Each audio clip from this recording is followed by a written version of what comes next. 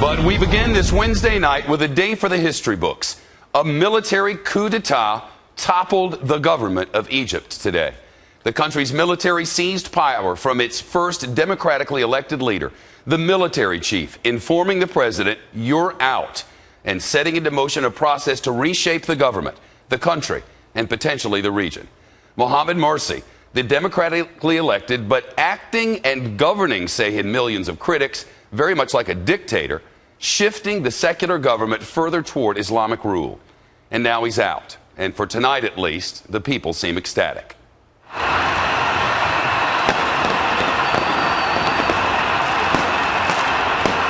That's what it looked and sounded like moments after the army chief and others forcibly removed the president from office. Right now, we don't know where the president is, or former president. We're told he's being held in an undisclosed location, probably being watched by the military. And here's a live look in Tahrir Square. Folks continue to celebrate now, early in the morning. Crowds just as large as they have been, in the millions across the country, in Tahrir Square just after 1 a.m. on July the 4th, out by the hundreds of thousands. Witnesses say the Egyptian troops, including commandos in full combat gear, are deployed across much of Cairo. Key facilities, government buildings, on bridges over the Nile River, and at intersections, because everybody in Egypt is not happy, and violence is possible.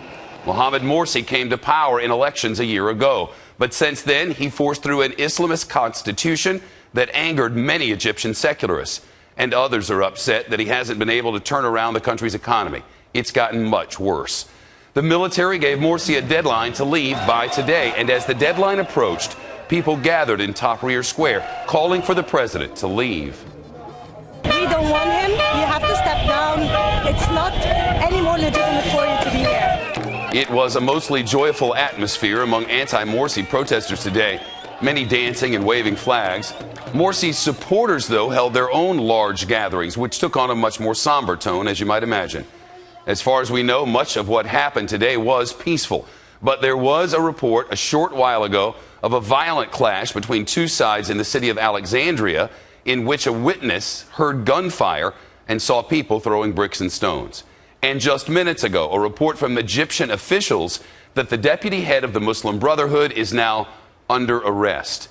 To get a sense of the chaos in Cairo today, take a look at this map. You can see how demonstrators by both sides took across the city, with the military deploying troops and armored vehicles as well. And don't forget, Egypt is strategically important for the Middle East. The northern African country is located between Libya and Israel. President Obama just moments ago issued a statement. He's urging all sides in Egypt to avoid violence. President Obama says he expects the military to protect the rights to peaceful assembly and due process. So let's get our coverage kicked off tonight. Wendell Guller will have much more for us from the White House in just a moment. First to Connor Powell, who has been above Tahrir Square watching it all throughout the last 24 hours. Connor. Well, Shepard, the opposition continues to party, continues to celebrate in Tahrir Square. It's been an endless volley of fireworks for the last almost 7 or so hours. They are happy that Morsi is gone. They are happy that the Constitution is being suspended, and they're happy for a new start at a new democracy. But outside Tahrir, it's a very different scene. We are getting lots of reports now of violence between the military and between pro-Muslim Brotherhood supporters and Morsi supporters. At least 5 people have already been killed. It sounds like the military is beginning to arrest members of the Muslim Brotherhood. The payback, the retribution now appears to be on its way. The conflict and the violence seems to be intensifying, and over the course of the next few hours, we have a feeling we will see a lot of violence based on what we are already hearing right now. The military is deployed around the city, around the country, and they are trying to keep a lid on the violence, but there is a lot of anger among the Muslim Brotherhood and the Morsi supporters who have vowed to fight to the death for Morsi and for Islam. Shepard, this is a lot of talk here about a new beginning and democracy, but they've got to get through the next few days, the next few hours, really, in order to have a new democracy. Here, there is a lot of conflict, a lot of political divisions, and that will not be solved in the next few days. This is going to be a long process to try to sort of brand this country's democratic credentials and heal a lot of wounds here, Shepard. Connor Powell live in Cairo early this Thursday morning. Well, I mentioned President Obama's statement a short time ago in which he urged all sides in Egypt to come together and avoid violence. He also said an honest, capable, and representative government is what ordinary Egyptians seek and what they deserve. Team Fox coverage continues. Wendell Goler live at the White House. Wendell? Shepard, the president said he is deeply concerned by the decision of the Egyptian armed forces to remove President Morsi and suspend the Constitution.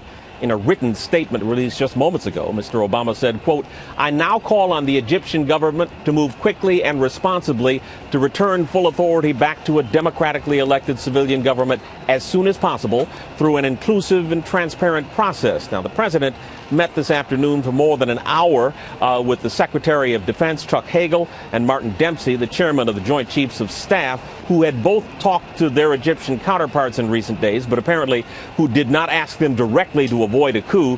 Mr. Obama urged Egyptian officials not to arrest President Morsi or his supporters. He also said, quote, "I have also directed the relevant departments and agencies to review the implications under U.S. law for our assistance to the government of Egypt."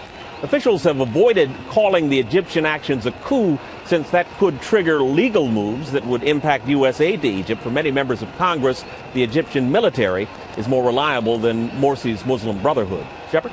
Wendell Goler live at the White House. Wendell, thanks very much. The American embassy has been largely evacuated now.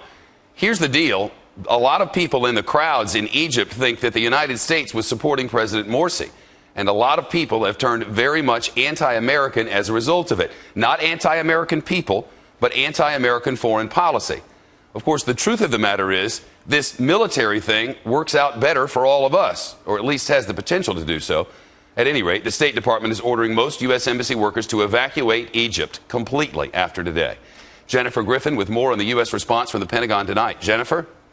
Well, at this point, the Pentagon, Shep, has not been asked to assist with this ordered evacuation. That's what the State Department calls it. U.S. diplomats and their families have been told to leave Egypt tonight, but they will do so through commercial means. The U.S. military is not being asked to send in planes or Marines to assist with the evacuation. That would be considered a non-combatant evacuation order, and that has not been ordered as of yet.